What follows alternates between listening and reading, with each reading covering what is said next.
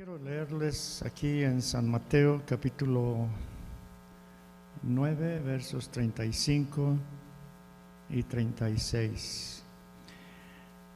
Recorrió Jesús todas las ciudades y aldeas, enseñando en las sinagogas de ellos y predicando el evangelio del reino y sanando toda enfermedad y toda dolencia en el pueblo. Y al ver las multitudes, tuvo compasión de ellas, porque estaban desamparadas y dispersas como ovejas que no tienen pastor. Tomen sus lugares.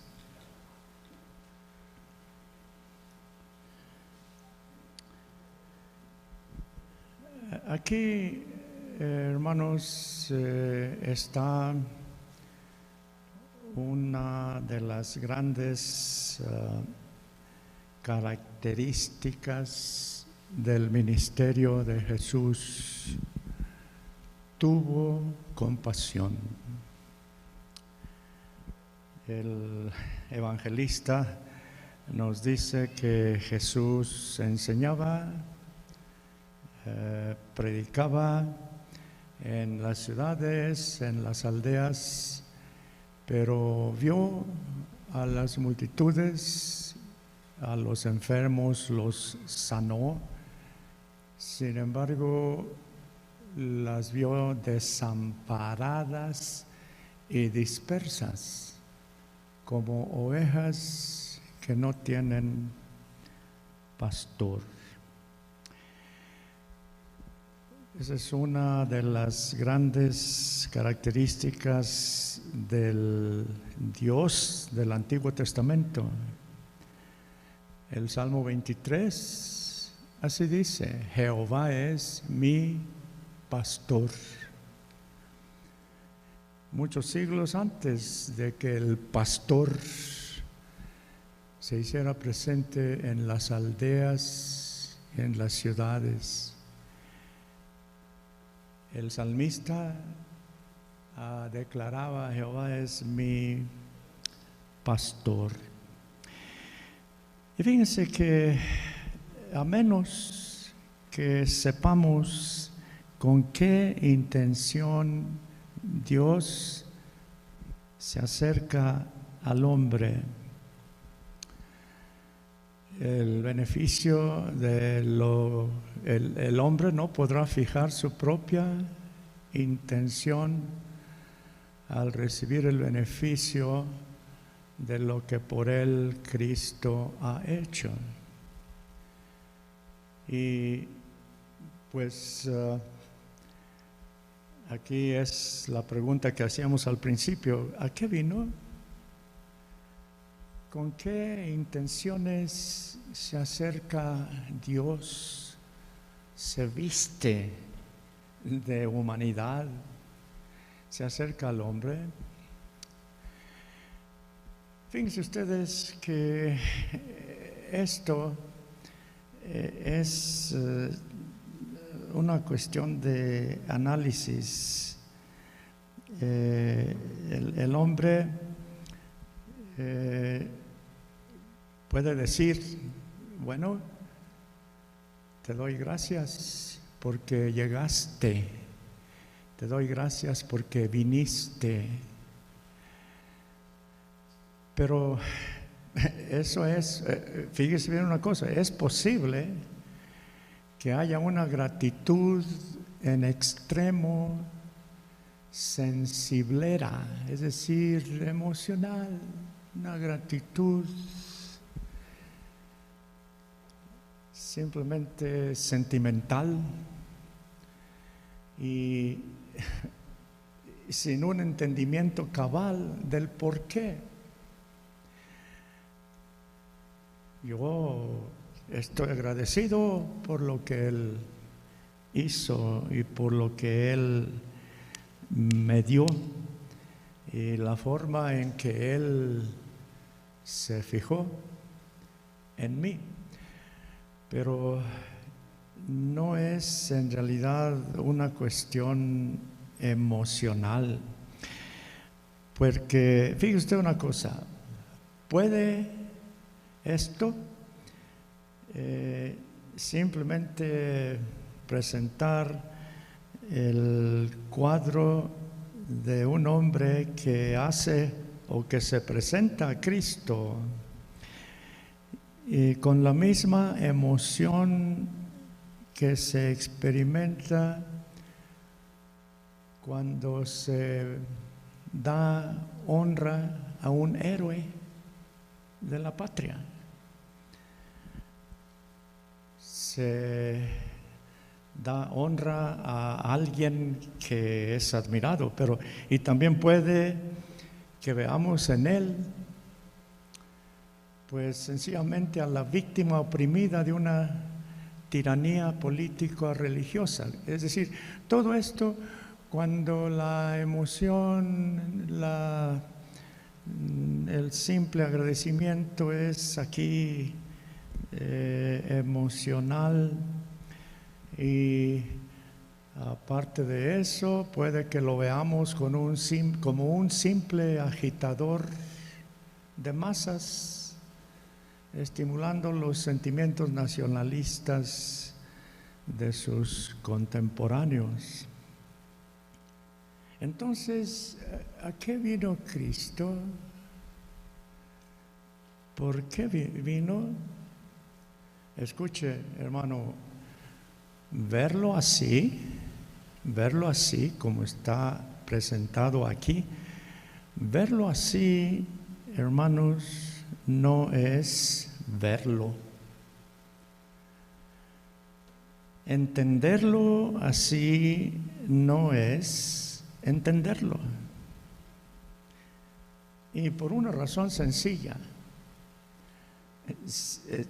En realidad hay una razón muy sencilla si lo vemos así, lo entendemos, y si no lo entendemos así, porque no estamos partiendo de lo que fue su intención, de lo que fue su objetivo sublime. Estaremos viendo, hermanos, el fruto sin parar mientes en las raíces, y a Cristo hay que verlo desde su raíz si vamos a saborear el fruto en su plenitud.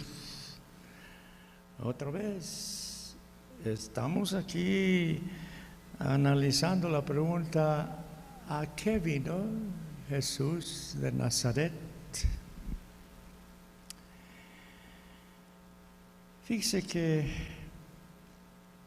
a modo de una observación preliminar, destaquemos esto. Escuche, cualquiera que fuera la naturaleza de la obra de Cristo, fue la obra de Dios, por Dios y para Dios. Él vino aquí a hacer esto, la obra de Dios, por Dios y para Dios. Cuando Cristo se define a sí mismo como camino que conduce a Dios, San Juan 14:6 dice: yo soy el camino y la verdad y la vida. Cuando Él se declara a sí mismo como el camino que conduce a Dios, como luz que alumbra a Dios, refleja el esplendor de la divinidad, como puerta por la cual se entra para llegar a Dios, y como pastor que guía al hombre hasta Dios, todas sus analogías, todos estos cuadros, todos estos elementos de su personalidad y de su carácter son medio, y el fin es Dios mismo.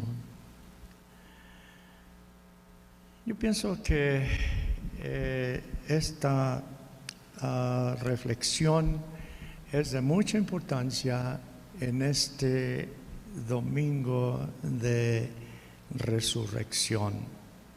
Ahora vamos a preguntémonos, ¿cómo era el hombre de la época de Jesús? El evangelista los describe como que Cristo los vio como ovejas sin pastor. Y sin embargo, otra pregunta, ¿cuáles eran las preocupaciones de aquellos hombres? ¿Cuáles eran sus interrogantes o sus interrogaciones, sus preguntas? ¿Cuáles eran sus problemas? ¿Cómo vio Jesús a sus contemporáneos? ¿Cómo los vio? No es necesario hacer un análisis teológico de esto. El evangelista Mateo nos dice que él vio a estos hombres, al hombre de su época, lo vio otra vez como ovejas que no tienen pastor. Hermanos, eran hombres y mujeres dominados por la ansiedad y la inseguridad. ¿Cómo es el hombre actual? El hombre de nuestra época está al borde de todas las congojas y de todos los peligros.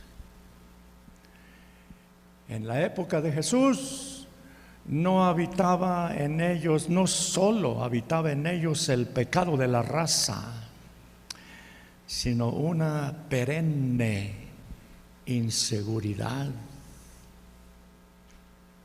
Una inseguridad siempre real, viviente. Y creo que eso es un cuadro del hombre del año 2022 en este domingo de resurrección.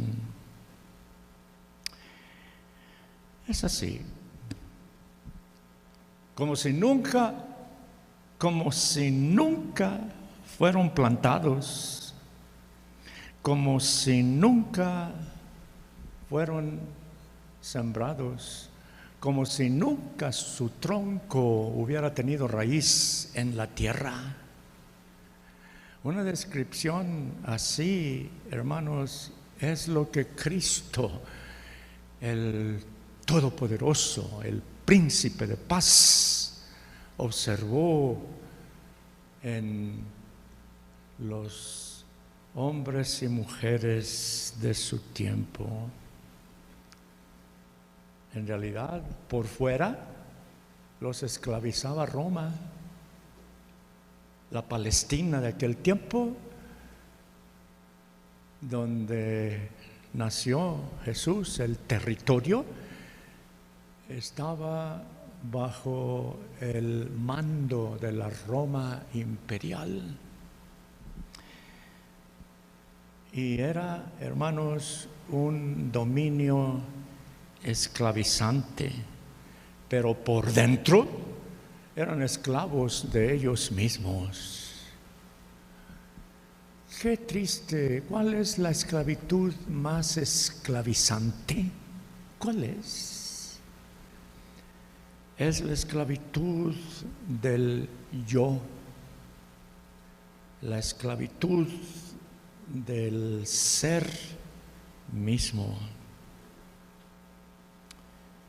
Y fíjese que eran hombres perdidos, sencillamente. Pero pastor, ¿qué quiere decir estar perdido? ¿Qué significa estar perdido? Hermanos, solamente una cosa. Estar perdido es estar fuera del alcance del dueño. Eso es lo que quiere decir. No poder ser usado por el amo. Esto es, si mi reloj está perdido para mí. Puede que alguien lo tenga y lo use, pero está perdido. El hombre actual está fuera del alcance del dueño. Está perdido. Y le diré una cosa: cuando un hombre está perdido, se implica claramente que este hombre no está en las manos de Dios, su Señor, por derecho de creación y de adopción. Él nos creó y nos adoptó, pero el hombre simplemente está perdido, fuera del alcance de su dueño y Señor. Y le diré que Judas, el discípulo, él escribió una epístola, es una de las epístolas más cortas en el Nuevo Testamento, pero fíjese lo que dice Judas: nubes sin agua. Así es, nubes sin agua, llevadas de acá para allá de los vientos,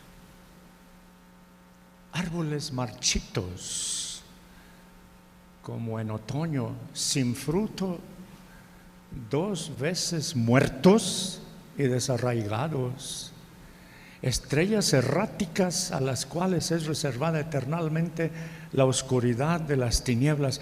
Oiga, pastor, esto está muy fuerte. Esto es serio. Es un lenguaje hiriente. Hiere las sensibilidades de nuestra sociedad contemporánea. Pero escuche, hermano, cuando Dios dice esto en la inspiración de Judas, Él está simplemente manifestando un amor redentor. Un amor que quiere que este cuadro se acabe, desaparezca, porque Él es el dueño, porque Él es el amo. Él tiene otros planes esplendorosos para su criatura. Una de las cosas que Dios no puede dejar de ser es amor. Él es amor. No puede ser otra cosa.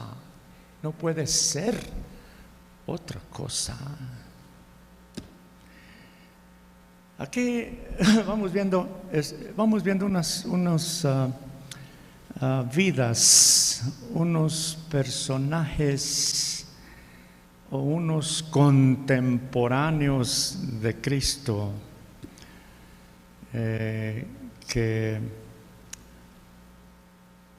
pues presentan algo parecido y llega el amo y se cambia el escenario. Fíjese una cosa, María Magdalena, por ejemplo. María Magdalena, hermanos, era una mujer perdida.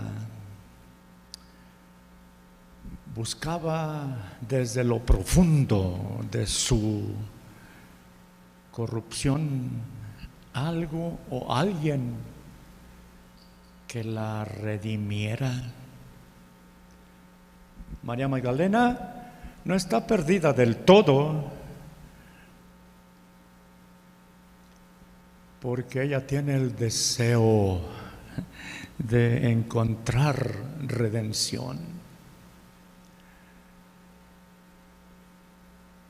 de lo negro de su vida, de lo oscuro de su vida. Anhela, como todos los humanos anhelamos. Mi alma tiene hambre y sed de justicia. Tenemos hambre, tenemos sed. Aquí es otro caso. Se llama Zaqueo. Zaqueo, hermanos, era un hombre financieramente prostituido, explotador de su propio pueblo y en contubernio con un gobierno enemigo y opresor, pero desde el abismo de su maldad, buscando la mirada del que podía redimirlo. Oh, estos son ejemplos de un amor que nosotros no podemos comprender. El otro caso, aquí está otro hombre llamado Mateo. Mateo trabajaba para la Secretaría de Hacienda y Crédito Público del gobierno imperial de Roma, recaudador de impuestos, materializado hasta los huesos, Mateo,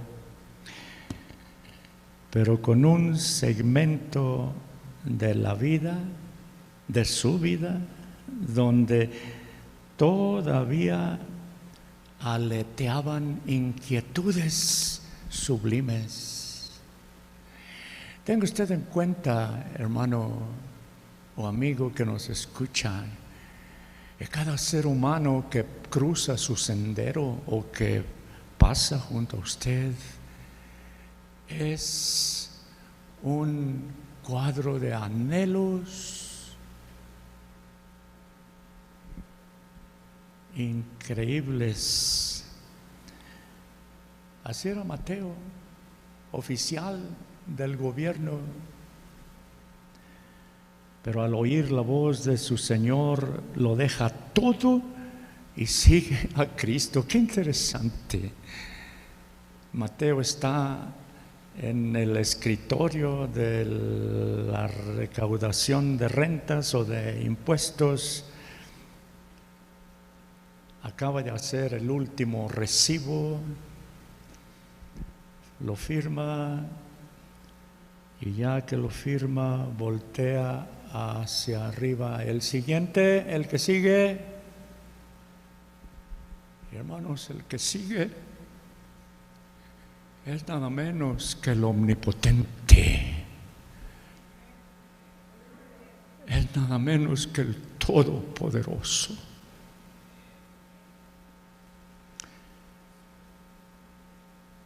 Y cuando él y Mateo se ven, lo único que dice el príncipe de paz, le dice: sígueme. Es todo. Es lo que hemos estado estudiando aquí. Él dice: sígueme, sígueme. Hermanos, ¿qué hizo Mateo? ¿Me permites pedir un permiso a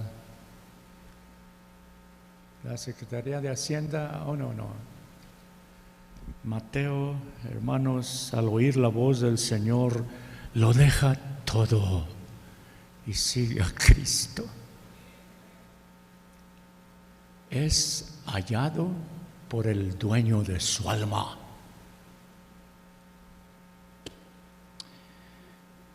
Aquí está otro caso. Fíjense bien, que estas son ovejas sin pastor de las que estamos hablando. Los pescadores. Los pescadores, hermanos, eran hombres del pueblo, sanos, humildes, laboriosos, pero carecían en sus vidas de una dimensión trascendental. ¿Cuántos hombres viven así? Sanos, buenas gentes, pero hace falta una dimensión que trasciende aquí esta vida terrenal. Los pescadores se encuentran con Cristo y en Él encuentran esa dimensión perdida. Y dejan, fíjese que ellos dejan redes, dejan remos, dejan velas y se van detrás del que vino a remendar las redes de sus vidas. Es interesante que nosotros les debemos tanto a estos hombres humildes.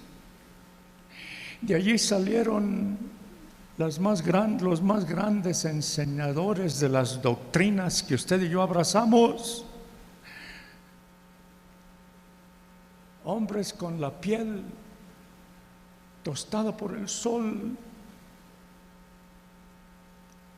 sencillos, humildes, pero les debemos tanto. Todos estos casos, hermano, son casos, no cosas. Son hombres y mujeres muy de carne y hueso, asediados por la incertidumbre y la ansiedad. No tienen pastor, carecen de pastos verdes. No es que sean seres pervertidos, totalmente corrompidos, no. Eran sencillamente ovejas sin pastor. Ahora, cuando el Señor vio a estos hombres y a estas mujeres, el Señor los radiografía, les hace una radiografía en parábolas, y una parábola es simplemente una enseñanza celestial con un significado terrenal.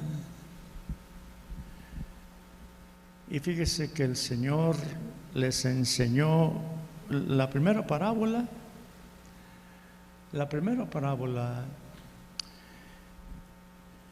es la de los 7 demonios que se albergan en la casa vacía. Ahí está una parábola. El Señor enseña así algo del cielo con un cuadro terrenal. La Biblia dice que el postrer estado de la casa vacía, era peor que el primero, porque habían llegado los espíritus innobles, los espíritus malignos. Le habían encontrado la casa barrida, sí, limpia, pero vacía. Eso es un cuadro, hermanos, de un hombre intelectualmente capaz, un hombre admirado por los demás. Su casa está limpia, vacía, pero sí limpia, pero vacía. El hombre moderno se ha vestido de tantas cosas grandes. Nomás mire usted la tecnología. Sí, qué bonito es vivir en esta tecnología. Claro, pero ¿cómo está la casa? Aquí, la casa. El hombre de aquel tiempo es solo apariencia. Está barrido y sacudido, pero sin realidades sólidas que llenen los santuarios íntimos. Esto, si aquí alguien no ha podido entender la realidad del hombre moderno, aquí está este ejemplo. El hombre moderno es solo apariencia, barrido y sacudido, pero sin realidades sólidas que llenen los santuarios íntimos. Y Cristo, el dueño, el amo, vino a llenar el santuario de nuestra intimidad, porque el santuario de nuestra intimidad está vestido de eternidad. Y es aquí, yo ya les he mencionado, ya les he dicho una y otra vez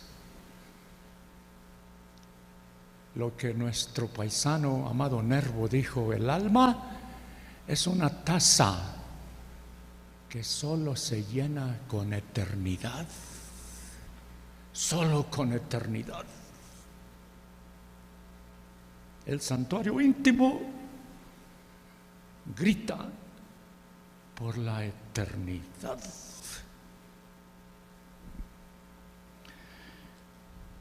Aquí la parábola número 2 se trata de un rico necio. Este es un retrato de este hombre rico. Es rico, pero necio, insensato. Insensato quiere decir desvestido de sensibilidad, necio. Aquí se retrata el hombre que puso las cosas por sobre todo otro valor. Hermano, las cosas son agradables, sí, pero es todo lo que son.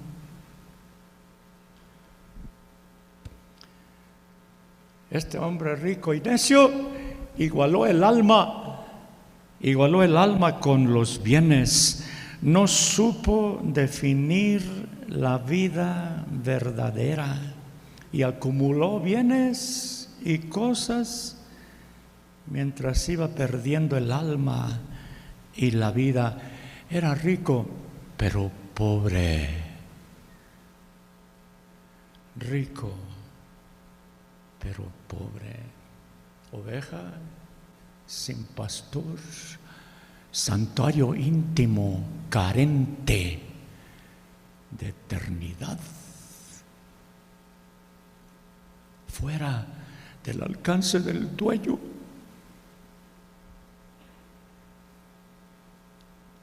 Parábola número 3. Aquí está otra oveja sin pastor, la del que pidió pan a medianoche porque le llegó visita inesperada. Así dijo el Señor. De repente le llega una visita de un amigo y no tiene qué ponerle o qué ofrecerle de comer. Esto es lo que dice la palabra de Dios en San Lucas 11, 5 al 6. Esta es la radiografía del hombre, fíjese bien, que no tiene reservas para la crisis inesperada. Y el hombre que no tiene para sí, es el hombre, no tiene para sí.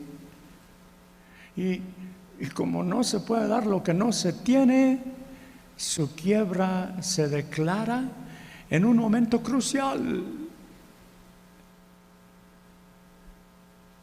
¿No le recuerda esto a nuestra sociedad en muchos casos?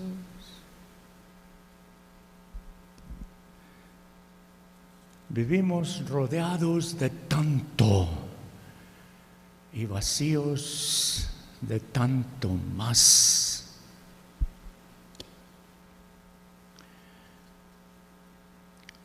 Y la pregunta que sigue y que nos importa es esta.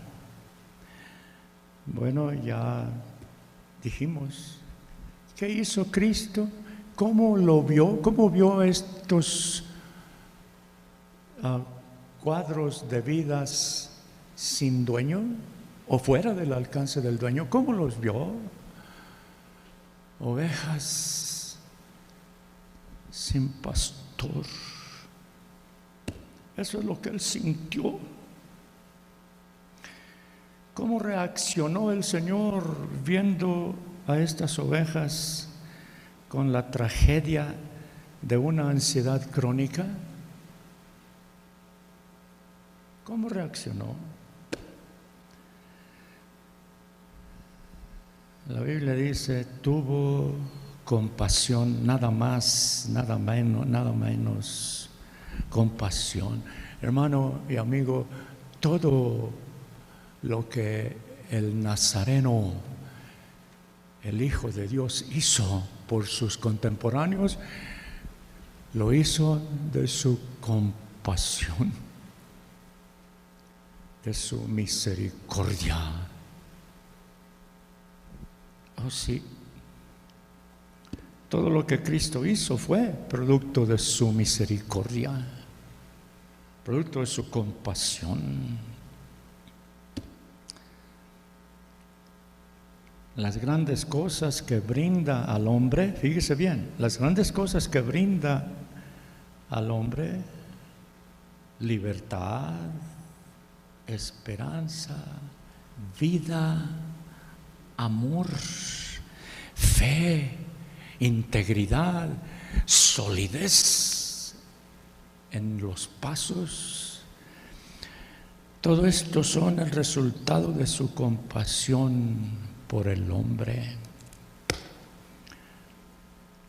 Y sin su compasión, nada de lo bueno que el hombre tiene lo redime, nada.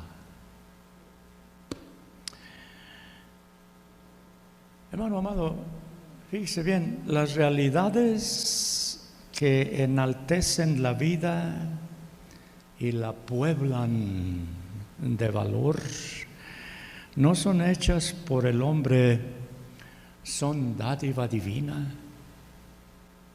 ¿Cuáles son las realidades que enaltecen la vida? Una de ellas es la justicia, la libertad. Si el Hijo os libertare, seréis verdaderamente libres. ¿Cuáles son las cosas que enaltecen la vida y la pueblan de valor? La bondad, el amor sincero.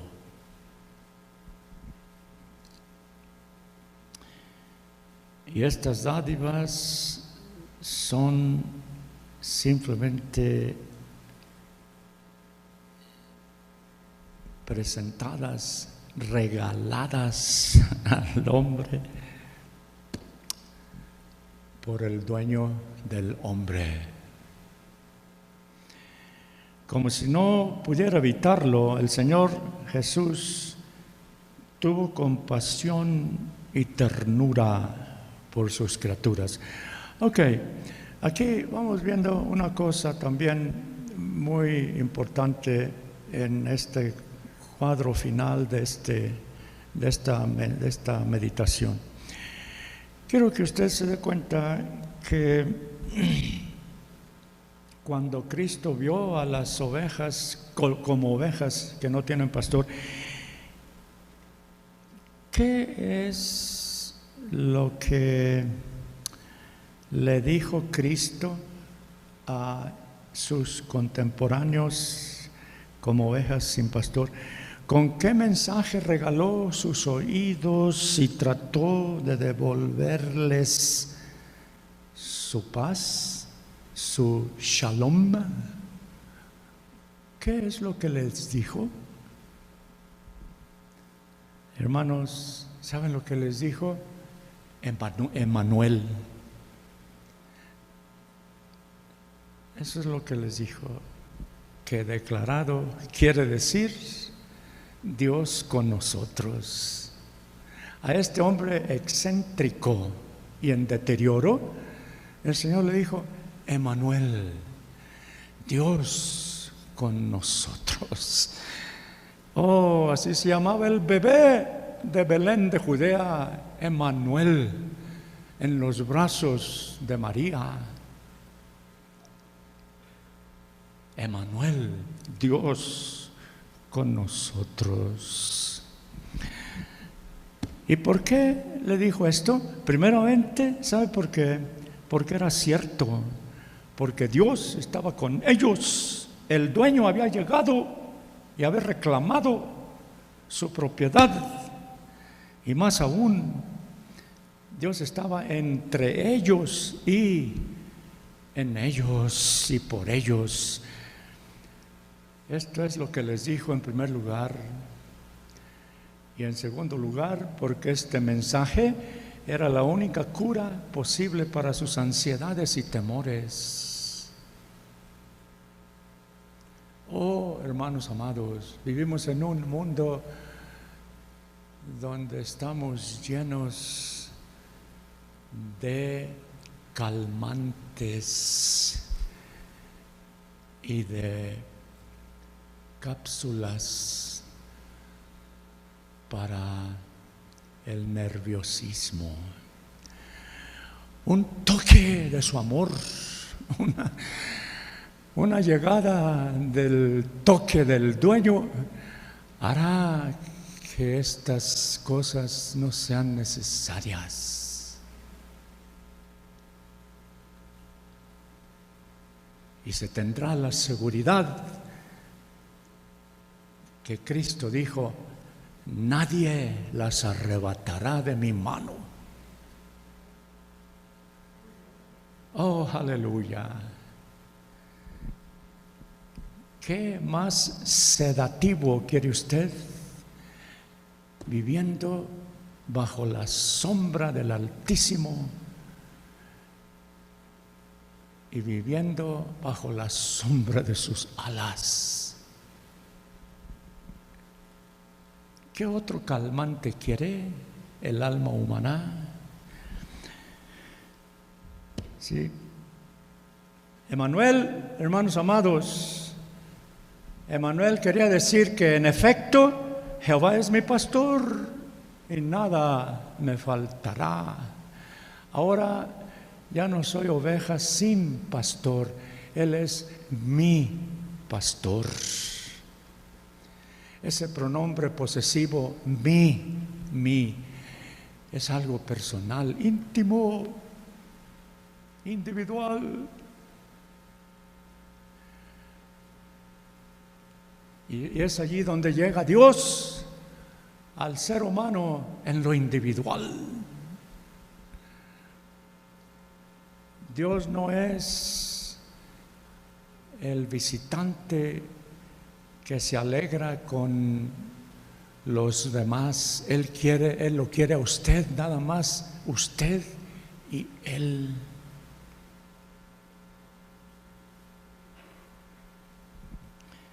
Emanuel, hermanos, quiere decir que en efecto Jehová es mi pastor y nada me faltará. ¿Sabe otra cosa? ¿Sabe lo que quiere decir Emanuel también? Si Dios está con nosotros, nosotros no estamos solos. Si no estamos solos, el dolor no duele tanto. Si no estamos solos, la historia no es una locura sin sentido ni rumbo, porque Emanuel está aquí.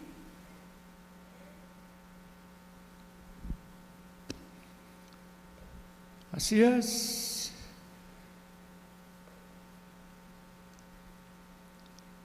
Hay gente que no tiene rumbo ni sentido, mucho menos historia. Si Emanuel es cierto, entonces en este hombre llamado Jesucristo es que Dios está con nosotros. Por eso nos habla como nadie habló y hace cosas que nadie hizo. Así es, Emanuel nos hace pensar, este Emanuel, este Jesús de Nazaret, que hoy celebramos la salida, el triunfo de su vida eterna sobre la muerte temporal. Él nos hace pensar y sentir como nunca antes pensamos y sentimos. Emanuel puede ser el comienzo de una historia nueva, la redención de una vida vieja, la aurora de un día sin crepúsculo. Aleluya. ¿Sabe usted una cosa? Cuando llega Jesucristo, las realidades internas se abren como flor al rocío de la mañana, y casi sin atreverse a creerlo, reciben el mensaje bendito: yo estoy aquí contigo. Hermanos, ¿sabe qué? Otra cosa, si Dios está con nosotros, es luz, la luz. Si Dios está con nosotros, es verdad, la verdad. Y si Dios está con nosotros, la fe es eso, fe. Y sabe otra cosa, el amor es amor.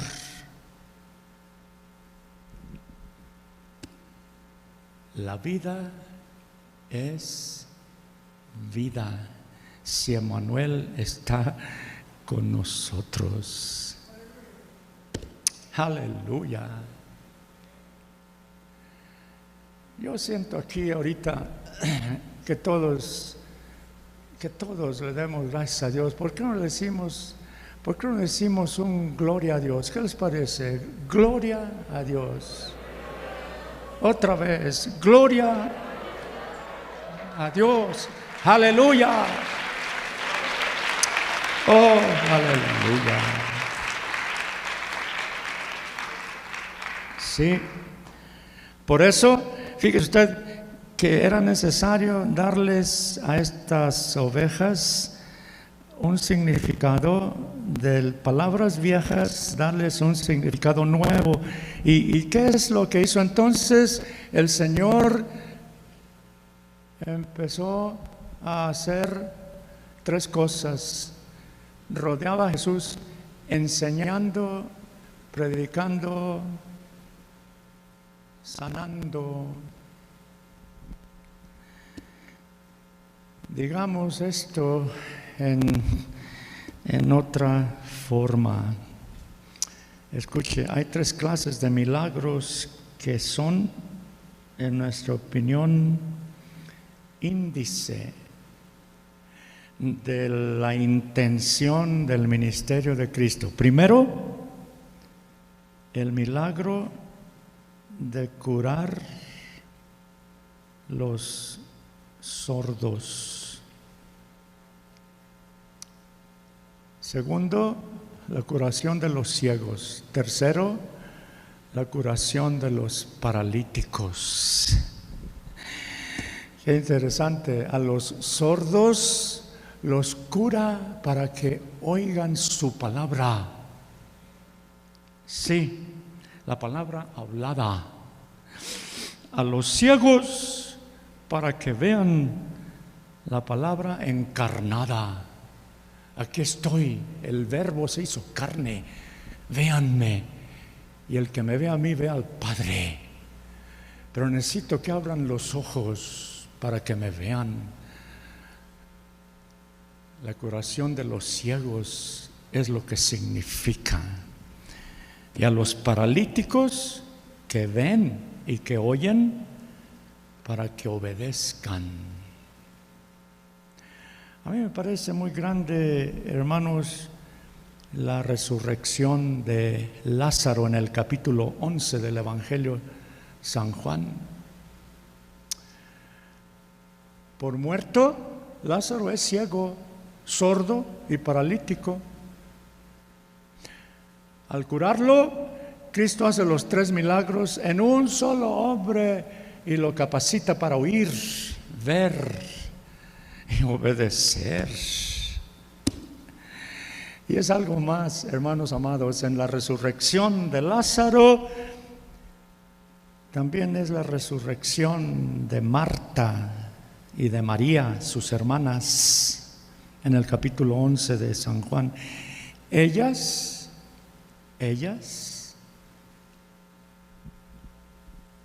que con él habían muerto, con él salen de la tumba de su inconsolable tristeza. Escuche una cosa, Cristo no vino, le voy a decir algo aquí que tal vez lo va a sacudir. Cristo no vino a fundar una iglesia verdadera. Cristo no vino aquí a establecer una religión. Cristo vino aquí a resucitar muertos. A eso vino, porque yo estaba muerto en mis delitos y pecados y me dio vida juntamente con Cristo. Por gracia sois salvos por la fe. Hermano, Cristo no vino tampoco a hacernos felices en primer lugar. Cristo vino a resucitarnos. Y estos milagros, gloria a Dios, esto de nuestra tristeza y de nuestra soledad salen de la tumba y salen para obedecer, porque Cristo los ha libertado del grillete de la muerte. Esa es la obra de Cristo. Estos milagros que dicen que Manuel sí se ha cumplido, el Señor los hizo por su palabra, por sus hechos y por su muerte y resurrección. Cristo vive hoy para siempre. Aleluya. Así es. Entonces, ¿Para qué vino al mundo en Jesucristo? Para esto, no para otra cosa, para que el hombre oyera de modo indistinto y claro el único mensaje que podía redimirlo de su angustia, el único mensaje que el dueño quería que oyera para que el perdido regresara a sus manos, para su uso, para su gloria.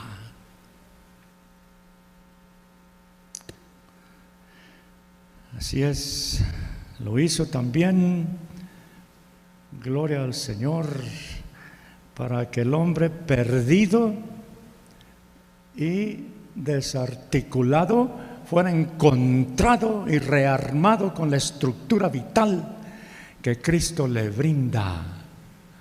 Se reúne todo lo que está alejado de nosotros, se reúne otra vez, porque ha llegado el dueño, ha llegado mi pastor, el pastor de las ovejas. También para que el hombre supiera y entendiera esto, que Emmanuel no era más que la promesa prendida de alas proféticas, sino una realidad cumplida, consumada. Y para que, sabiendo esto, el hombre fuera hombre, encontrando su humanidad en Dios.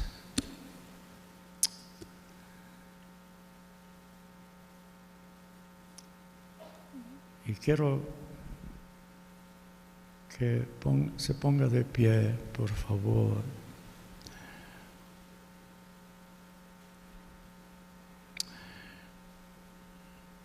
Mire usted,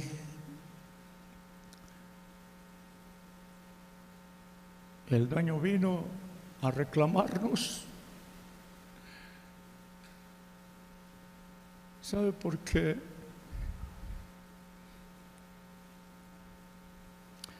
Para que fuéramos obedientes, aún cuando dicha obediencia pasara por un monte que se llama Calvario, pasara por un monte que se llama de la Calavera, pero luego después llega la tumba que se abre y está vacía. Yo tuve el privilegio, ese momento glorioso, de estar allí frente a la tumba del Hijo de Dios.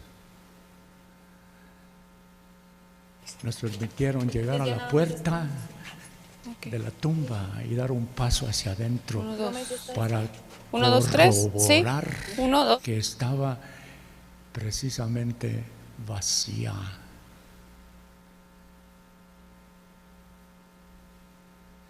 ¿Y sabe qué?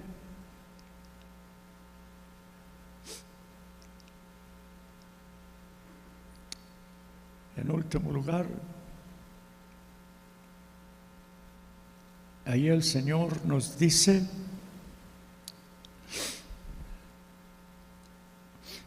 que no es sustituto para ese trámite de obedecer a Cristo. Él no quiere tanto que usted sea religioso como quiere que usted sea obediente.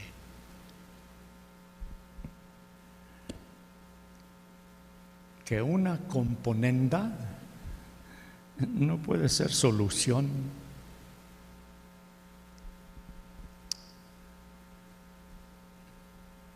Ni tampoco puede serlo una indefinida proposición. No, usted no viene aquí para que usted haga un trato con el Eterno. Cuando Él y usted se enfrentan, Él dice: este es el trato, este es. No hay componendas, no hay arreglos, no hay definiciones, solo un caso de amor entre dos enamorados, el alma perdida y el dueño que ama al alma perdida para siempre. Con amor eterno te he amado, dice Jeremías el profeta. Con amor eterno te he amado. Dios Santo, recibe nuestra gratitud porque tú llegaste a nuestra choza un día y nos dijiste que eras el dueño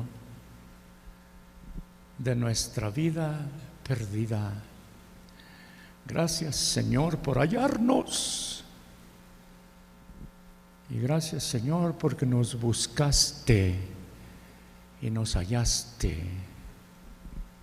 Gracias, Señor, también porque tú representas la más grande esperanza, el más grande sueño, la más grande ambición de nuestro corazón, la vida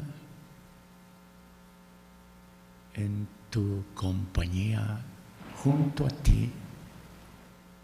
Gracias, Señor, porque un día llegaste y probaste la muerte, pero la venciste para darnos la esperanza de la vida gloriosa y sin fin. Te pido por todos tus hijos que están aquí, todas tus hijas, todas las familias, Señor, todo tu pueblo que te ama aquí, Señor. Recibe nuestro agradecimiento sincero y profundo. En el nombre de Jesucristo. Amén. Dios le bendiga.